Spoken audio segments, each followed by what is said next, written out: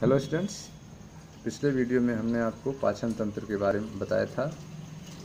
ठीक है, आहार नाल, उसके बाद पाचन ग्रंथियाँ, इन सारी चीज़ों के बारे में आप पढ़ चुके हैं। आइए अब देखते हैं चैप्टर 16 की दूसरी हेडिंग, भोजन का पाचन के बारे में।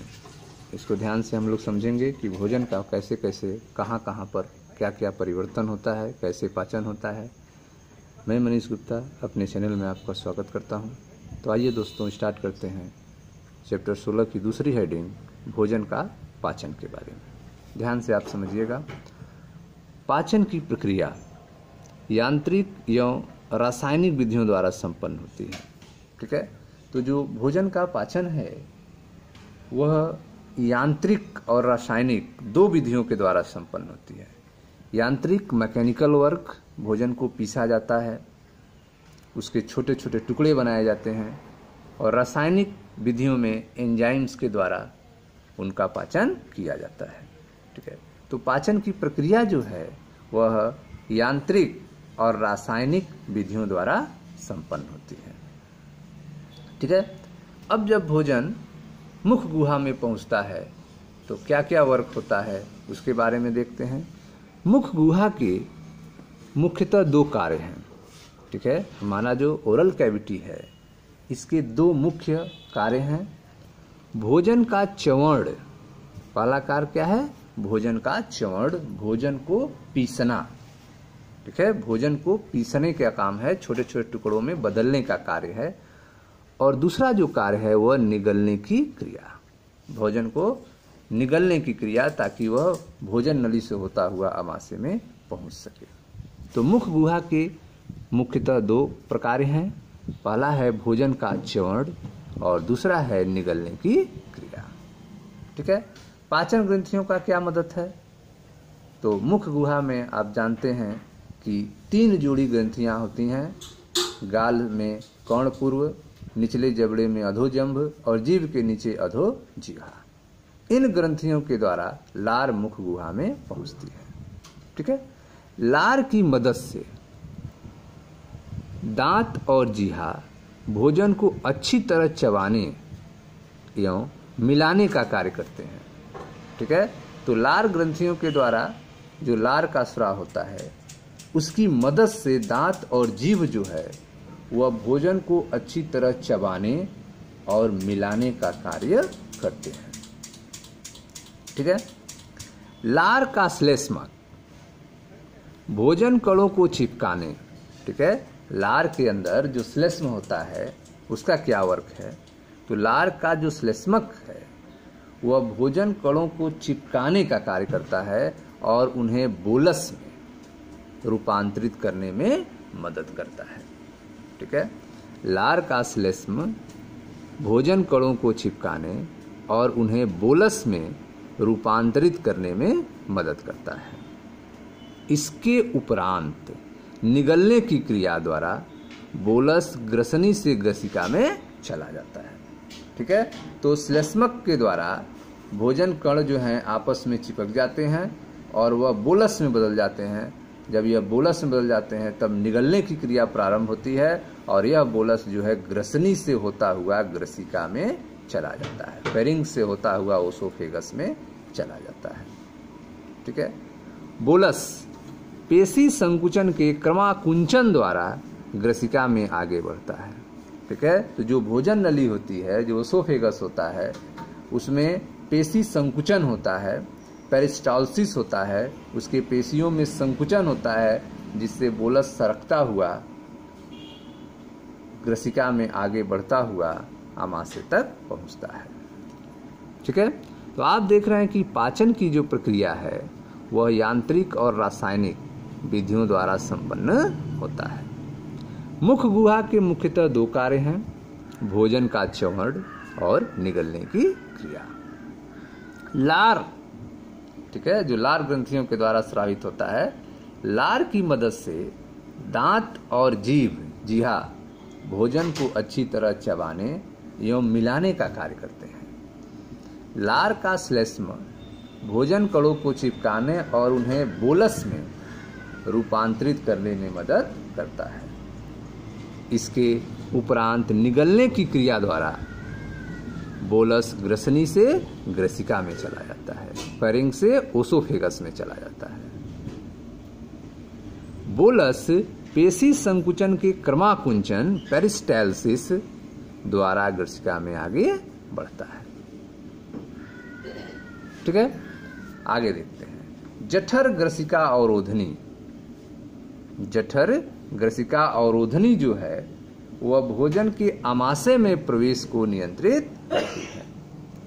ठीक है, ग्रसिका का जो ओसोफेगस का जो अंतिम हिस्सा है और जठर का जो प्रारंभिक हिस्सा है वहां पे अवरोधनी होता है जो भोजन के आमाशय में प्रवेश को नियंत्रित करता है। ठीक है, तो जठर ग्रसिका अवरोधनी भोजन के आमाशय में प्रवेश को नियंत्रित करती है। ठीक है, अब आइए देखते हैं कि जो मुख गुहा में लार का स्राव होता है, सलाइवा का स्राव होता है, उसमें क्या क्या होता है, उसमें क्या क्या पाया जाता है। लार में विद्युत अपघट्य और एंजाइम्स होते हैं।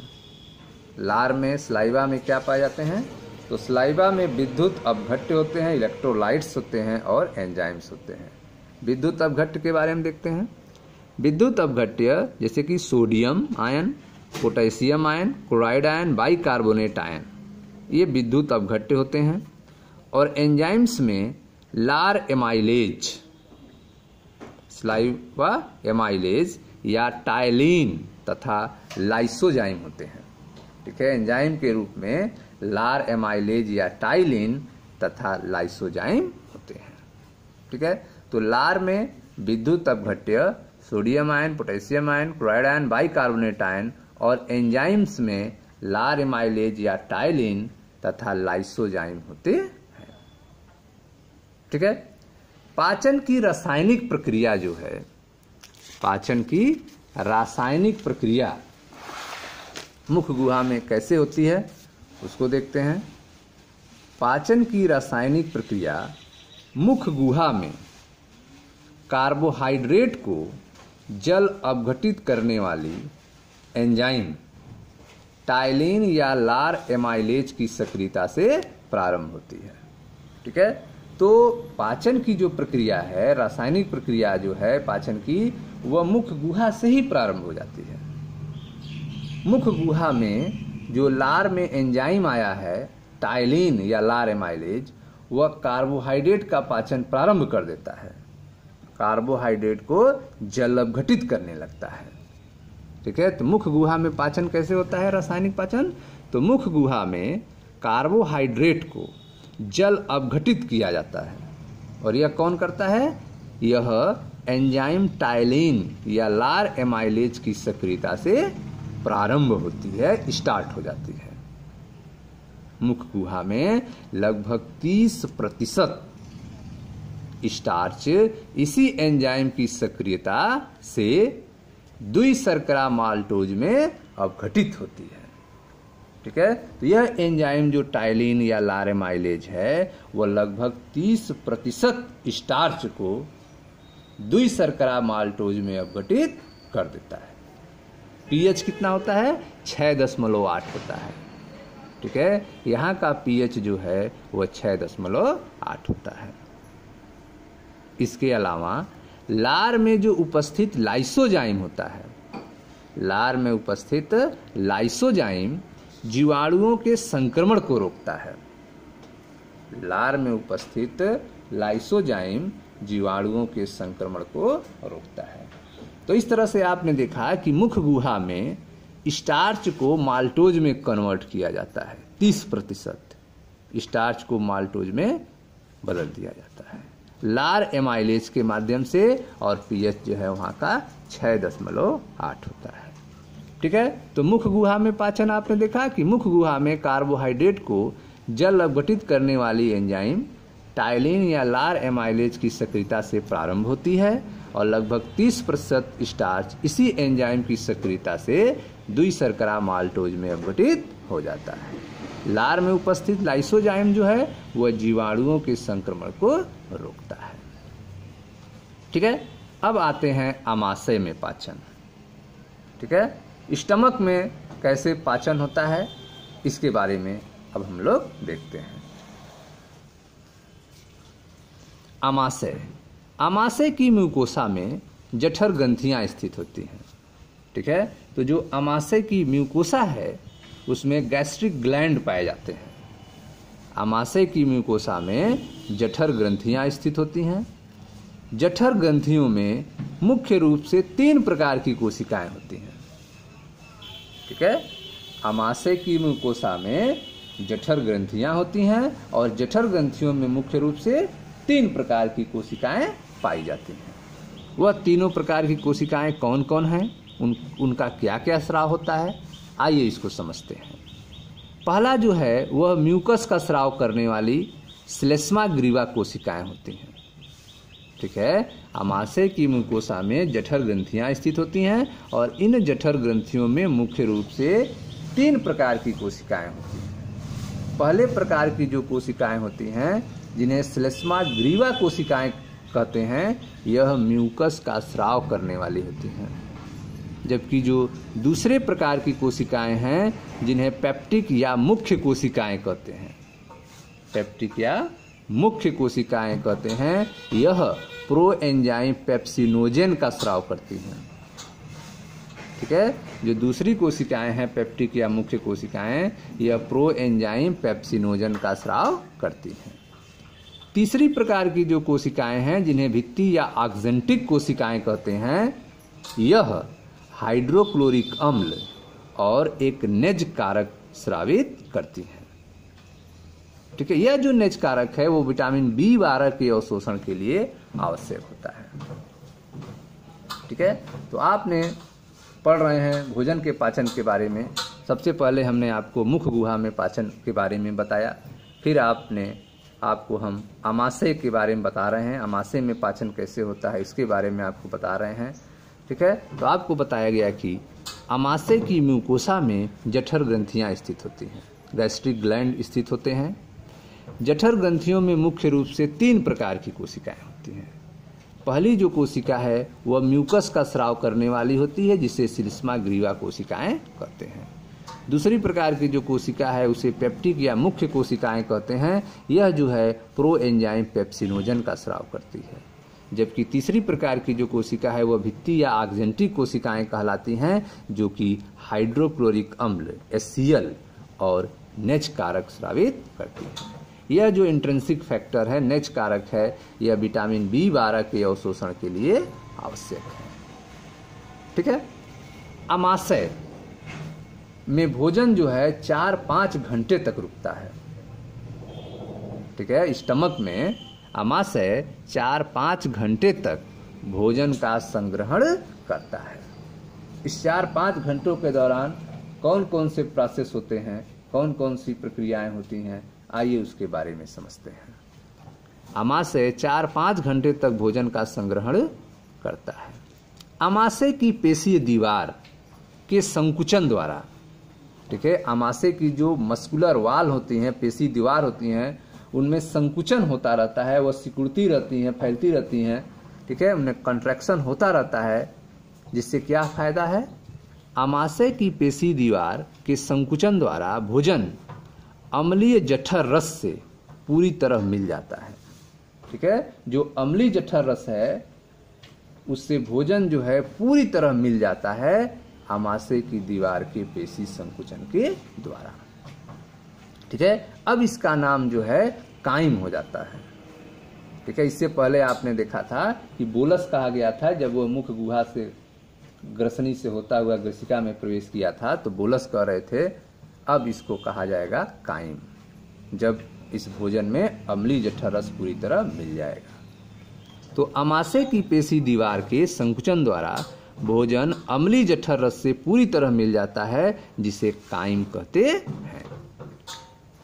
ठीक है, प्रो एंजाइम पेप्सिनोजन, ठीक है, जो प्रो एंजाइम पेप्सिनोजन है जिसका स्राव पेप्टिक या मुख्य कोशिकाओं के द्वारा होता है, यह क्या वर्क करता है, तो प्रो एंजाइम पेप्सिनोजेन जो है वह हाइड्रोक्लोरिक अम्ल के संपर्क में आने से, हाइड्रोक्लोरिक अम्ल कौन निकालता है, भित्ति या ऑक्जेंटिक कोशिकाएं हाइड्रोक्लोरिक अम्ल निकालता है। जबकि प्रो एंजाइम पेप्सिनोजन का स्राव कौन करता है, पेप्टिक या मुख्य कोशिकाएं। ठीक है। तो प्रो एंजाइम पेप्सिनोजन हाइड्रोक्लोरिक अम्ल के संपर्क में आने से सक्रिय एंजाइम पेप्सिन में परिवर्तित हो जाता है। तो प्रो एंजाइम पेप्सिनोजन किस में बदल जाता है? HCl के टच में आने के बाद सक्रिय एंजाइम पेप्सिन में परिवर्तित हो जाता है। ठीक है। यह पेप्सिन का क्या वर्क है? यह जो सक्रिय एंजाइम पेप्सिन बना है, इसका क्या वर्क है? यह पेप्सिन जो है आमाशय का प्रोटीन अपघटनीय एंजाइम होता है, प्रोटीन को तोड़ने वाला एंजाइम होता है पेप्सिन। ठीक है। जो प्रो एंजाइम पेप्सिनोजन जब HCl हाइड्रोक्लोरिक अम्ल के संपर्क में आता है, तभी यह प्रो एंजाइम पेप्सिनोजन जो है पेप्सिन में बदल जाता है, और यही पेप्सिन जो है आमाशय का प्रोटीन अपघटनीय एंजाइम है। ठीक है। पेप्सिन जो है प्रोटीन को प्रोटियोज और पेप्टोज में बदल देता है। ठीक है। यह जो एंजाइम पेप्सिन है, यह प्रोटीन को किस में तोड़ देता है? प्रोटियोज तथा पेप्टोज में बदल देता है। ठीक है। प्रोटियोज और पेप्टोज अर्थात पेप्टाइडों में बदल देता है। ठीक है। यह पेप्सिन का वर्क हो गया, जो प्रोटीन को तोड़ देता है प्रोटियोज तथा पेप्टोज में, पॉलीपेप्टाइड्स में, पेप्टाइडों में तोड़ देता है। ठीक है। जठर रस में उपस्थित जठर रस, जो कि म्यूकस का स्राव करने वाली जो श्लेष्मा ग्रीवा कोशिकाएं हैं, जठर रस में उपस्थित श्लेष्म एवं बाइकार्बोनेट श्लेष्म का क्या वर्क होता है? ठीक है। जठर रस में उपस्थित जो श्लेष्म है और बाइकार्बोनेट श्लेष्म है, इसका क्या वर्क है? तो यह जो श्लेष्म है, यह उपकला स्तर का स्नेहन, उपकला स्तर को स्नेहन करने का काम करते हैं, लुब्रिकेशन का काम करते हैं। उपकला स्तर का स्नेहन और अत्यधिक सांद्रित हाइड्रोक्लोरिक अम्ल से उसका बचाव करते हैं। ठीक है। तो जठर रस में उपस्थित जो श्लेष्म और बाइकार्बोनेट हैं, श्लेष्म, यह जो है उपकला स्तर के लेयर के रूप में यह ढक लेते हैं, उपकला स्तर को स्नेहन कर लेते हैं, जिससे HCl का प्रभाव जो है दीवार पर नहीं होने पाता है। ठीक है। हाइड्रोक्लोरिक अम्ल पेप्सिनों के लिए उचित अम्लीय माध्यम तैयार करता है। हाइड्रोक्लोरिक अम्ल जो है वह पेप्सिनों के लिए उचित अम्लीय माध्यम तैयार करता है, pH 1.8 जो है मेंटेन करता है HCl, ताकि जो है पेप्सिन जो है अच्छी तरह से वर्क कर सके और प्रोटीन का पाचन हो सके, प्रोटीन जो है प्रोटियोज और पेप्टोज में बदल सके। ठीक है। तो जठर रस में उपस्थित जो श्लेष्म एवं बाइकार्बोनेट श्लेष्म है, यह उपकला स्तर का स्नेहन करता है और अत्यधिक सांद्रित हाइड्रोक्लोरिक अम्ल से उपकला स्तर का बचाव करता है। ठीक है। हाइड्रोक्लोरिक अम्ल जो है वह पेप्सिनों के लिए उचित अम्लीय माध्यम तैयार करता है। ठीक है। अब आते हैं नवजातों में। नवजातों में जो बेबी हैं, बच्चे हैं, छोटे बच्चे हैं, नवजातों के जठर रस में रेनिन नामक प्रोटीन अपघटनीय एंजाइम होता है। ठीक है। तो जो नवजात हैं, बेबी हैं, उनमें प्रोटीन को तोड़ने के लिए रेनिन नामक प्रोटीन अपघटनीय एंजाइम होता है, जो दूध के प्रोटीन को पचाने में सहायक होता है। ठीक है। तो बच्चों में दूध का पाचन जो है आसानी से हो जाता है, लेकिन बड़ों में ऐसा नहीं होता है, क्योंकि रेनिन का स्राव जो है नहीं होता है। ठीक है। तो नवजातों में जठर रस में रेनिन नामक प्रोटीन अपघटनीय एंजाइम होता है, जो दूध के प्रोटीन को पचाने में सहायक होता है। जठर ग्रंथियां थोड़ी मात्रा में लाइपेज भी स्रावित करती हैं। ठीक है। तो जो गैस्ट्रिक ग्लैंड्स हैं, जठर ग्रंथियां हैं, जो आमाशय की म्यूकोसा में स्थित होती हैं, जठर ग्रंथियां, यह थोड़ी मात्रा में लाइपेज भी स्रावित करती है। ठीक है। तो यह आपने देखा आमाशय में पाचन। आमाशय में पाचन में आपने देखा पहले इनमें कौन कौन ग्रंथ होती हैं। तो आमाशय की म्यूकोसा में जठर ग्रंथियां स्थित होती हैं, गैस्ट्रिक ग्लैंड स्थित होते हैं। जठर ग्रंथियों में मुख्य रूप से 3 प्रकार की कोशिकाएं होती हैं। पहली जो होती हैं वह श्लेष्मा ग्रीवा कोशिकाएं होती हैं जो म्यूकस का स्राव करने वाली होती हैं। दूसरी पेप्टिक या मुख कोशिकाएं होती हैं जो प्रो एंजाइम पेप्सिनोजन का स्राव करती हैं। जबकि तीसरी जो है भित्ति या आग्नेटिक कोशिकाएं होती हैं जो हाइड्रोक्लोरिक अम्ल और नेज कारक स्रावित करती हैं। नेज कारक विटामिन B12 के अवशोषण के लिए आवश्यक होता है। आमाशय में 4-5 घंटे तक भोजन का संग्रह रहता है, इकट्ठा रहता है भोजन। आमाशय की पेशीय दीवार संकुचन द्वारा, आमाशय की पेशी दीवार के संकुचन द्वारा भोजन जो है अम्लीय जठर रस से पूरी तरह मिल जाता है, जिसे काइम कहते हैं। प्रो एंजाइम पेप्सिनोजन हाइड्रोक्लोरिक अम्ल के संपर्क में आने से सक्रिय एंजाइम पेप्सिन में परिवर्तित हो जाता है, जो आमाशय का प्रोटीन अपघटनी एंजाइम है। पेप्सिन प्रोटीन को प्रोटियोज और पेप्टोज में बदल देता है। ठीक है। जठर रस में उपस्थित श्लेष्म एवं बाइकार्बोनेट श्लेष्म उपकला स्तर का स्नेहन और अत्यधिक सांद्रित हाइड्रोक्लोरिक अम्ल से उसका बचाव करते हैं। हाइड्रोक्लोरिक अम्ल जो है पेप्सिनों के लिए उचित अम्लीय माध्यम तैयार करता है। नवजातों के जठर रस में रेनिन नामक प्रोटीन अपघटनी एंजाइम होता है जो दूध के प्रोटीन को पचाने में सहायक होता है। जठर ग्रंथियां थोड़ी मात्रा में लाइपेज भी स्रावित करती हैं। ठीक है। तो यह हो गया आपका आमाशय में पाचन। अब आते हैं छोटी आंत में। ठीक है। छोटी आंत, स्मॉल इंटेस्टाइन। छोटी आंत का पेशी स्तर कई तरह की गतियां उत्पन्न करता है। ठीक है। तो जो छोटी आंत का पेशी स्तर होता है उसमें कई तरह का मूवमेंट होता है, कई तरह की गतियां उत्पन्न होती हैं। इन गतियों से भोजन विभिन्न स्रावों से अच्छी तरह मिल जाता है और पाचन क्रिया सरल हो जाती है। ठीक है। यह जो छोटी आंत की पेशी स्तर है इसमें कई तरह की गतियां उत्पन्न होती हैं। इन गतियों को होने से क्या फायदा है, तो इन गतियों से भोजन जो है विभिन्न स्रावों से अच्छी तरह से मिल जाता है और पाचन की क्रिया आसान हो जाती है। ठीक है। तो छोटी आंत का पेशी स्तर कई तरह की गतियां उत्पन्न करता है। इन गतियों से भोजन विभिन्न स्रावों से अच्छी तरह मिल जाता है और पाचन की क्रिया सरल हो जाती है। यकृत अग्नाशयी नलिका द्वारा, यकृत अग्नाशयी नलिका द्वारा पित्त, अग्नाशयी रस और आंत रस छोटी आंत में छोड़े जाते हैं। ठीक है। तो स्मॉल इंटेस्टाइन में छोटी आंत में कौन कौन से पाचक रस आते हैं, तो यकृत अग्नाशयी नलिका के द्वारा पित्त का स्राव होता है छोटी आंत में, अग्नाशयी रस का स्राव होता है और आंत रस छोटी आंत में छोड़े जाते हैं।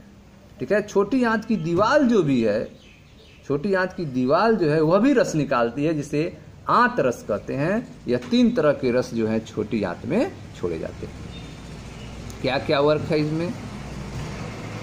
अग्नाशयी रस में क्या पाया जाता है, तो जो अग्नाशयी रस है उसमें ट्रिप्सिनोजन, काइमोट्रिप्सिनोजन, प्रोकार्बोक्सीपेप्टिडेज, एमाइलेज और न्यूक्लिएज एंजाइम निष्क्रिय रूप में होते हैं। ठीक है। तो अग्नाशयी रस में जो एंजाइम्स होते हैं वे किस रूप में होते हैं? निष्क्रिय रूप में होते हैं, इनएक्टिव रूप में होते हैं। कब ये एक्टिव होते हैं? आंत म्यूकोसा द्वारा, आंत के म्यूकोसा द्वारा स्रावित एंटेरोकाइनेज द्वारा, आंत के म्यूकोसा द्वारा स्रावित एंटेरोकाइनेज द्वारा ट्रिप्सिनोजन सक्रिय ट्रिप्सिन में बदल जाता है। आंत की जो दीवार है, आंत की जो म्यूकोसा है उससे एंटेरोकाइनेज स्रावित होता है। यह एंटेरोकाइनेज जो है ट्रिप्सिनोजन को सक्रिय ट्रिप्सिन में बदल देता है, ट्रिप्सिनोजन को सक्रिय ट्रिप्सिन में बदल देता है, जिससे अग्नाशयी रस के अन्य एंजाइमों की सक्रिय करता है। तो यह ट्रिप्सिन जो है वो अग्नाशयी रस के जो अन्य एंजाइम है वे एक्टिव हो जाते हैं इस ट्रिप्सिन के प्रभाव में। तो आंत म्यूकोसा के द्वारा जो एंटेरोकाइनेज निकलता है वह केवल ट्रिप्सिनोजन को सक्रिय ट्रिप्सिन में बदल देता है और यह जो ट्रिप्सिन है यह आंत रस के अन्य एंजाइम को एक्टिव कर देता है। ठीक है। तो अग्नाशयी रस में ट्रिप्सिनोजन, काइमोट्रिप्सिनोजन, प्रोकार्बोक्सीपेप्टिडेज, एमाइलेज और न्यूक्लिएज एंजाइम निष्क्रिय रूप में होते हैं। आंत म्यूकोसा के द्वारा स्रावित एंटेरोकाइनेज के द्वारा ट्रेप्सिनोजन को सक्रिय ट्रेप्सिन में बदला जाता है, और यह जो सक्रिय ट्रेप्सिन में बदल जाता है तो यह अग्नाशयी रस के अन्य एंजाइमों को सक्रिय करता है। ठीक है, तो इस तरह से सारे एंजाइम अब एक्टिव हो चुके हैं। ग्रहणी में प्रवेश करने वाले पित्त में, ग्रहणी में जो पित्त आता है यकृत से बनकर पित्ताशय में इकट्ठा रहता है, फिर वहां से ग्रहणी में आता है। ग्रहणी में प्रवेश करने वाले पित्त में पित्तवर्णक, पित्त लवण, कोलेस्ट्रॉल और फास्फोलिपिड होते हैं, लेकिन कोई एंजाइम नहीं होता है। पित्त में पित्तवर्णक होते हैं, बिलिरुबिन और बिलिवर्डिन पित्तवर्णक होते हैं, पित्त लवण होते हैं, कोलेस्ट्रॉल होता है, फास्फोलिपिड होता है, लेकिन पित्त में कोई एंजाइम नहीं होता है।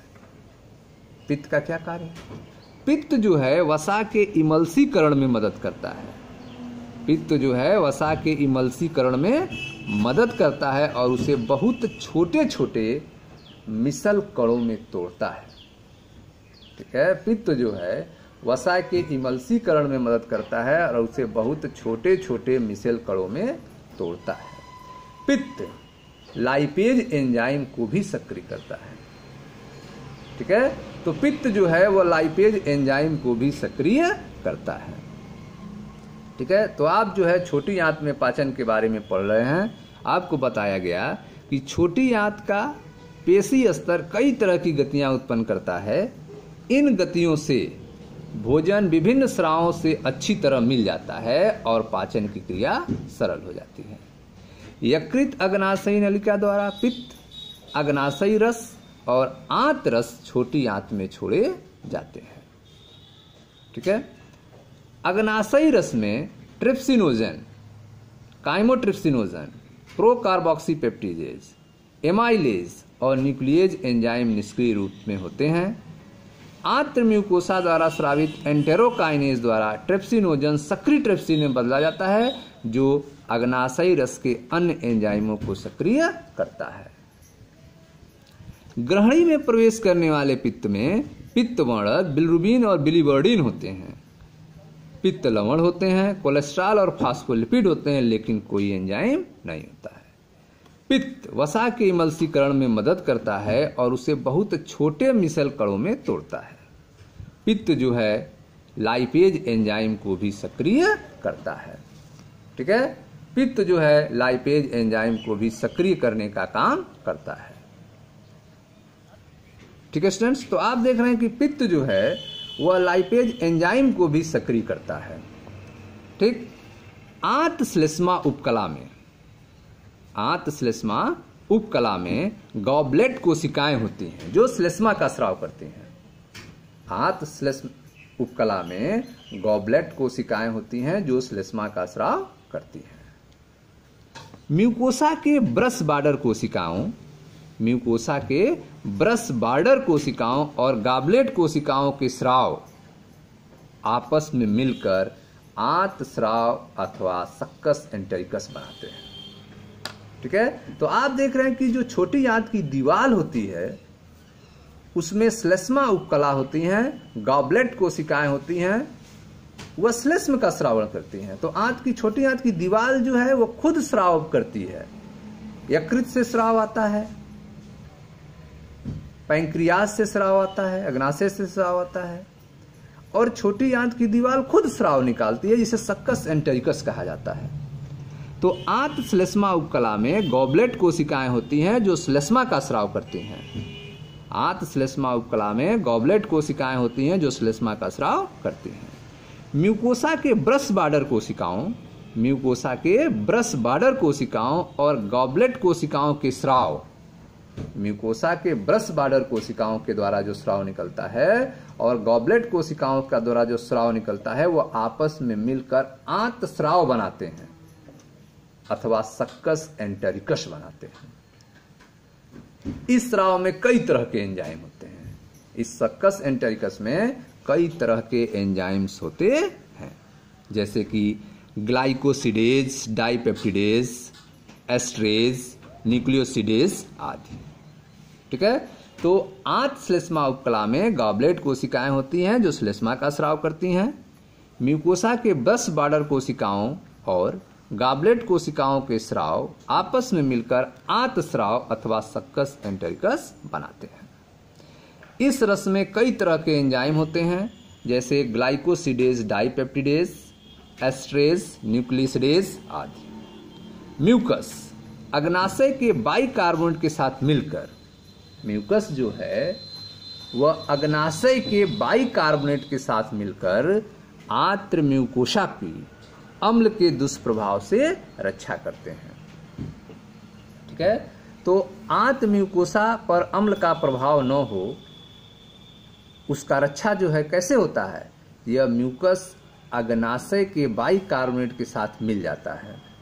म्यूकस जो है वह अग्नाशय के बाइकार्बोनेट के साथ मिलकर आंत्र म्यूकोसा की अम्ल के दुष्प्रभाव से रक्षा करता है तथा एंजाइमों की सक्रियता के लिए आवश्यक क्षारीय माध्यम तैयार करता है। ठीक है, म्यूकस जो है वह एंजाइमों की सक्रियता के लिए आवश्यक क्षारीय माध्यम तैयार करता है। पीएच 7.8 हो जाता है। इस प्रक्रिया में सब म्यूकोसल ब्रूनर ग्रंथि भी मदद करती है। ठीक है, तो आप देख रहे हैं कि आंत श्लेष्मा उपकला में गॉबलेट कोशिकाएं होती हैं जो श्लेष्मा का स्राव करती हैं। म्यूकोसा के ब्रश बॉर्डर कोशिकाओं और गॉबलेट कोशिकाओं का स्राव आपस में मिलकर आंतस्राव अथवा सक्कस एंटेरिकस बनाते हैं। इस रस में कई तरह के एंजाइम होते हैं, जैसे ग्लाइकोसिडेज डाइपेप्टिडेज, एस्ट्रेज, न्यूक्लियोसिडेज आदि। म्यूकस अग्नाशय के बाइकार्बोनेट के साथ मिलकर आंत्र म्यूकोसा की अम्ल के दुष्प्रभाव से रक्षा करते हैं तथा एंजाइमों की सक्रियता के लिए आवश्यक क्षारीय माध्यम तैयार करते हैं। पीएच कितना हो जाता है, 7.8 हो जाता है। इस प्रक्रिया में सब म्यूकोसल ब्रूनर ग्रंथि भी मदद करती है। ठीक है, इस प्रक्रिया में सब म्यूकोसल ब्रूनर ग्रंथि भी मदद करती है। ठीक है, आंत में पहुंचने वाले काइम में उपस्थित प्रोटीन, प्रोटियोज और पेप्टोन अग्नाशय रस के प्रोटीन अपघटनी एंजाइम निम्न रूप से क्रिया करते हैं। ठीक है, तो आंत में पहुंचने वाले काइम में उपस्थित प्रोटीन, मतलब सब प्रोटीन तो टूट नहीं गया है, आंशिक पाचन हुआ है। ठीक है, टोटल प्रोटीन टूटा नहीं है, तो जो प्रोटीन बचे हुए हैं वे, और जो टूटे हैं प्रोटियोज में, पेप्टोन्स में, अर्थात आंशिक अपघटित प्रोटीन, अग्नाशय रस के प्रोटीन अपघटनी एंजाइम के द्वारा निम्न क्रिया होती है। ठीक है, तो प्रोटीन, पेप्टोन और प्रोटियोज, ठीक है, प्रोटियोज ट्रिप्सिन और काइमोट्रिप्सिन कार्बोक्सीपेप्टिडेज के द्वारा डाइपेप्टाइड में तोड़ दिए जाते हैं। ठीक है, आंत में पहुंचने वाले काइम में उपस्थित प्रोटीन और आंशिक अपघटनी प्रोटीन अर्थात प्रोटियोज और पेप्टोन्स अग्नाशय रस के प्रोटीन अपघटनी एंजाइम निम्न रूप से क्रिया करते हैं। ये अग्नाशय रस के प्रोटीन अपघटनी एंजाइम है, ट्रिप्सिन, काइमोट्रिप्सिन, कार्बोक्सीपेप्टिडेज। ये प्रोटीन, पेप्टोन और प्रोटियोज को डाइपेप्टाइड में बदल देते हैं। काइम के कार्बोहाइड्रेट अग्नाशयी एमाइलेज द्वारा, काइम के कार्बोहाइड्रेट अग्नाशयी एमाइलेज द्वारा डाइसेक्राइड में जलापघटित होते हैं। ठीक है, तो जो पॉलीसेक्राइड है, स्टार्च के रूप में है पॉलीसेक्राइड, यह अग्नाशयी एमाइलेज के द्वारा डाइसेक्राइड में तोड़ दिया जाता है। पॉलीसेक्राइड अर्थात स्टार्च को एमाइलेज के द्वारा जो अग्नाशय से निकलता है डाइसेक्राइड में इसको बदल दिया जाता है, पॉलीसेक्राइड को। पित्त, वसा पित्त की मदद से लाइपेजेस द्वारा डाई और मोनोग्लिसराइड में टूटते हैं। वसा जो है वह लाइपेज के द्वारा डाइग्लिसराइड में और मोनोग्लिसराइड में टूट जाती है। ठीक है। तो यह सारी घटनाएं जो हैं छोटी आंत में होती हैं, जिसमें आप देख रहे हैं कि अग्नाशय रस में जो एंजाइम्स हैं ट्रिप्सिन, काइमोट्रिप्सिन, कार्बोक्सीपेप्टिडेज, यह प्रोटीन, पेप्टोन और प्रोटियोज को डाइपेप्टाइड में तोड़ देते हैं। काइम में जो काइम के कार्बोहाइड्रेट हैं पॉलीसेकेराइड स्टार्च के रूप में, वह अग्नाशयी एमाइलेज के द्वारा डाइसेकेराइड में जलावटित हो जाते हैं। और जो वसा है वह पित्त की मदद से लाइपेजेस के द्वारा डाई और मोनोग्लिसराइड में टूट जाता है। वसा जो है लाइपेज के द्वारा जो पित्त में होते हैं, यह डाइग्लिसराइड और मोनोग्लिसराइड में टूट जाते हैं। ठीक है। अब आते हैं अग्नाशयी रस का क्या वर्क है।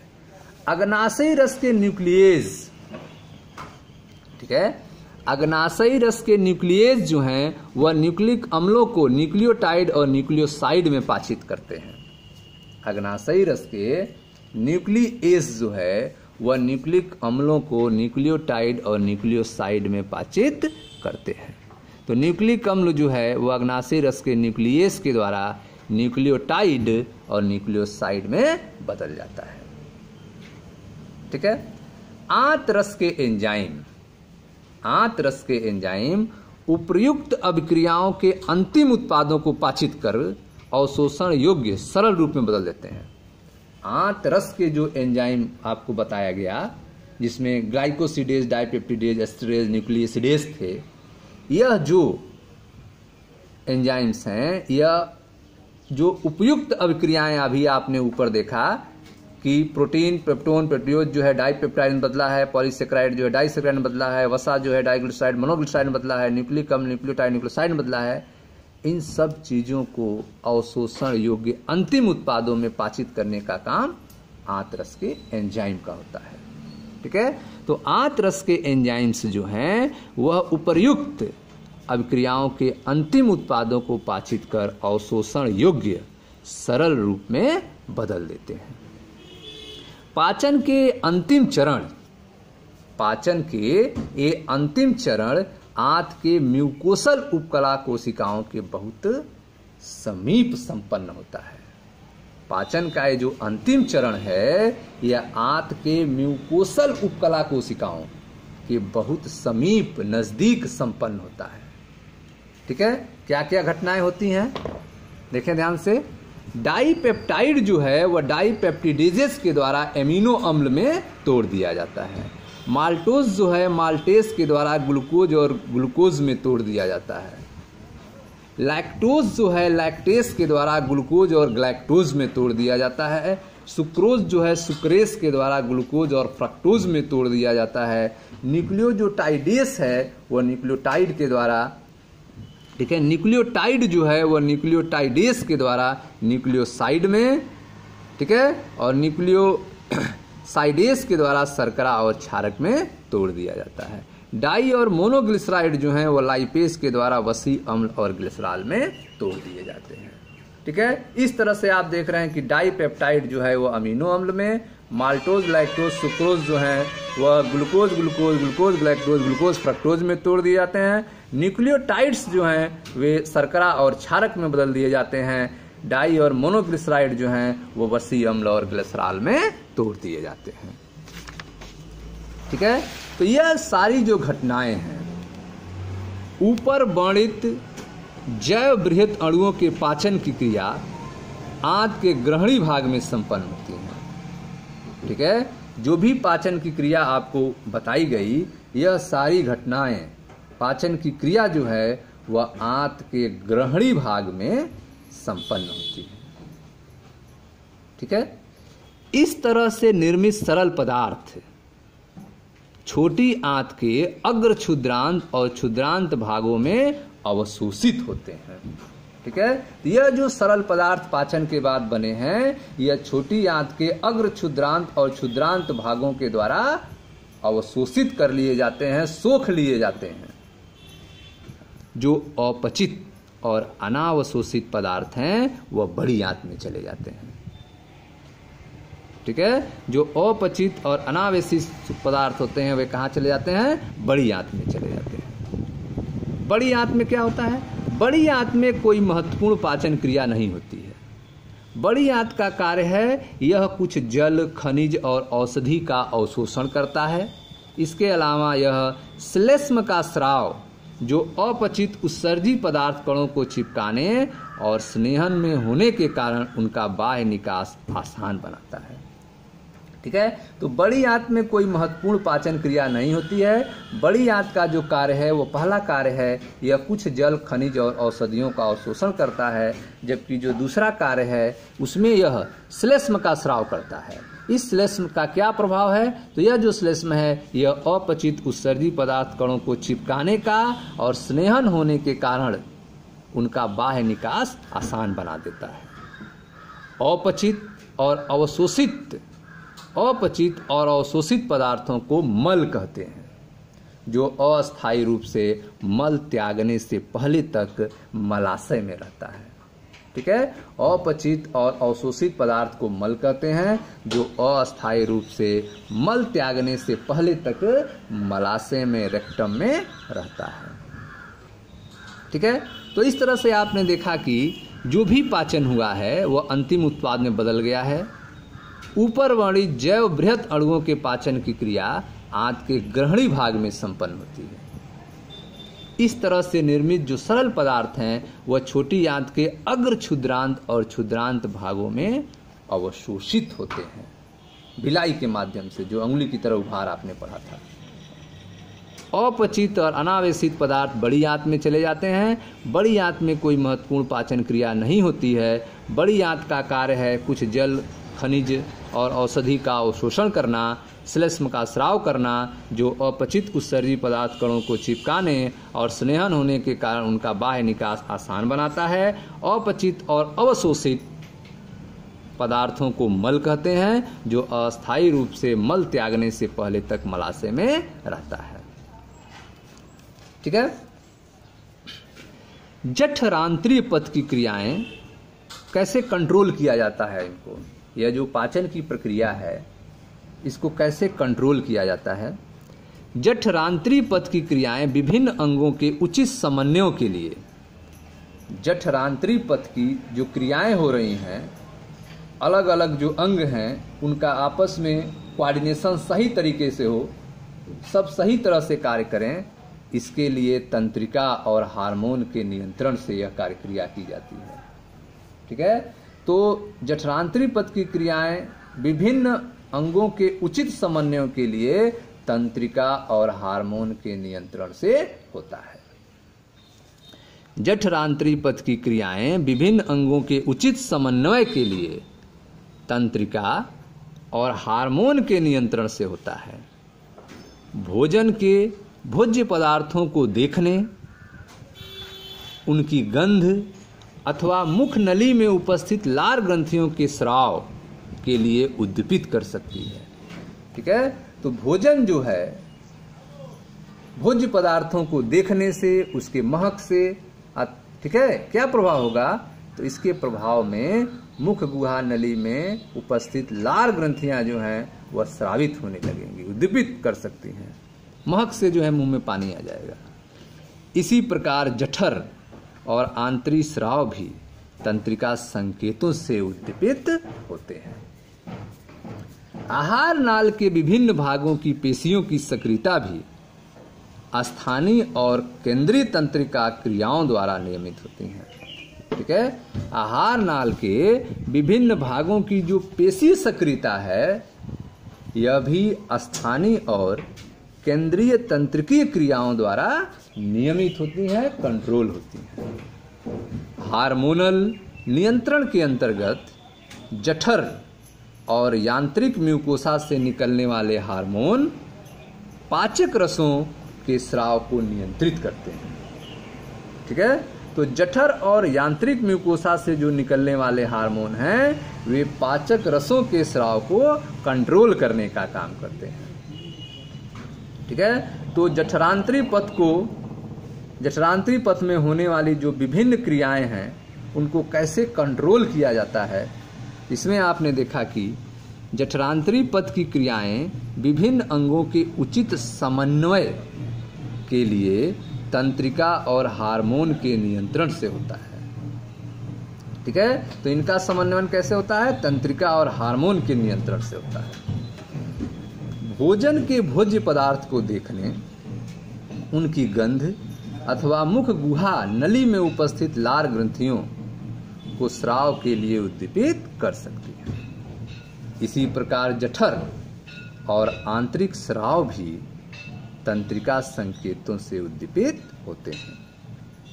आहार नाल के विभिन्न भागों की पेशियों की सक्रियता भी स्थानीय और केंद्रीय तंत्रिका क्रियाओं द्वारा नियमित होती है। केंद्रीय तंत्र की क्रियाओं द्वारा नियमित होती है। हार्मोनल नियंत्रण के अंतर्गत जठर और यांत्रिक म्यूकोसा से निकलने वाले हार्मोन पाचक रसों के स्राव को नियंत्रित करते हैं, कंट्रोल करते हैं। ठीक है स्टूडेंट्स, यह था भोजन का पाचन। मैं मनीष गुप्ता अपने चैनल में आपका स्वागत करता हूं। आप वीडियो को लाइक करें, शेयर करें, चैनल को सब्सक्राइब करें। धन्यवाद दोस्तों।